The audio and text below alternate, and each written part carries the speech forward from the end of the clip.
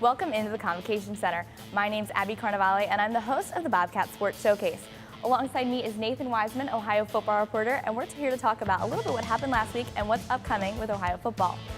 So last week, Ohio football traveled to the Vandals and they won 45-28. What were your big takeaways after watching the matchup? Well, yeah, Abby, I was expecting this to be a ground and pound game. Give the ball to AJ Ouellette and let him go to town. But really, their passing game was so efficient, they were able to give AJ some breaks. Darius Vick was given the nod a few days before the game, and he did an excellent job starting the game off right. Had a certain poise and confidence to him. Ohio was even up 21-0 at one point. Things were going so well for them. Vick, he did a really nice job of just spreading the wealth out to all of his wide receivers. Brendan Cope, Jordan Reed, and Keith Heisman. They all had 4 catches. Him and J.D. Sprague, who showed a little bit of time in the quarterback, they both did a really nice job of spreading the wealth. And defensively for the Cats, Quentin Poling had a fantastic game. 12 tackles, 10 solo, forced a fumble, had a sack. He was even named the MAC East Defensive Player of the Week.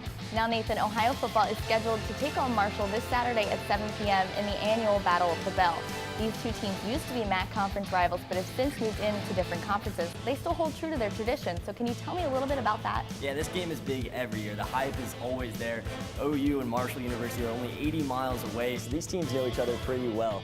Like you mentioned, Marshall, they bolted for the Conference USA in 2005, so there's a bit of hiatus between these two teams for a few years, but then they faced off in the Little Caesars Bowl in 2009, and I think these guys really, truly miss playing each other, like I said, because of the proximity of these teams, and so they drew up a 6-year contract, and they've been playing ever since. OU leads the all-time series, 32-20 in 6 ties. But the last time that Marshall won at Payne Stadium was in 2004, so over 10 years ago. So I think fresh off of a Big Ten victory over Purdue, Marshall's going to be itching to knock off OU here in Athens on Saturday.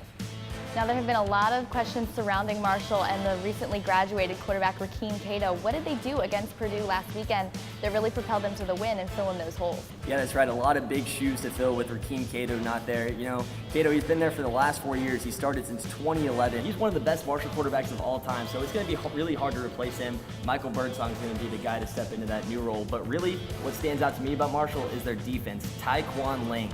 That guy had 17 tackles last week against Purdue, but what really stood out was he had 2 pick sixes.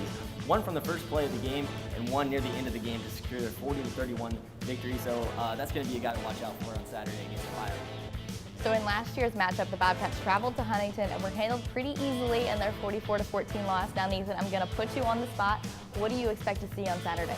Yeah, I think Ohio's going to be out for revenge for sure. I mean, that was a pretty devastating loss last year. I'm sure it's engraved in their minds, so they're going to be out to prove how tough they are against this Marshall team on Saturday. OU had won 3 straight games in this rivalry before last year, so you know they're looking to get that bell back here in Athens. But I think one advantage that OU has this year is that they played last Thursday and Marshall just played on Sunday. So OU's had a few more days to prepare for this team, not only mentally, but physically. So it's going to be interesting to see how they can use that to their advantage. One thing defensively, Ohio is going to have to find an answer for Johnson, that's for sure. He's a 6'1", 244-pound back. He's a Maxwell Award watch list player. They didn't utilize him a lot last week against Purdue, but I think they're definitely going to use him against Ohio. He had a late game touchdown. It's just really hard to tackle that big of a guy. So it's going to be interesting to see if they can handle him. Okay, Nathan, I think that's all we have to discuss here, but just as a reminder for everybody at home, the game is at 7 p.m. on Saturday in Payne Stadium. Both teams will match up against each other in this year's version of the Battle of the Bell. And if you can't make it to the game, you can follow along with us on Twitter at WOUB Sports or Bobcat Showcase for all of your in-game updates. For the Bobcat Sports Showcase, I'm Abby Carnevale alongside Ohio football reporter Nathan Wiseman. This is just a reminder to fight for the green and white.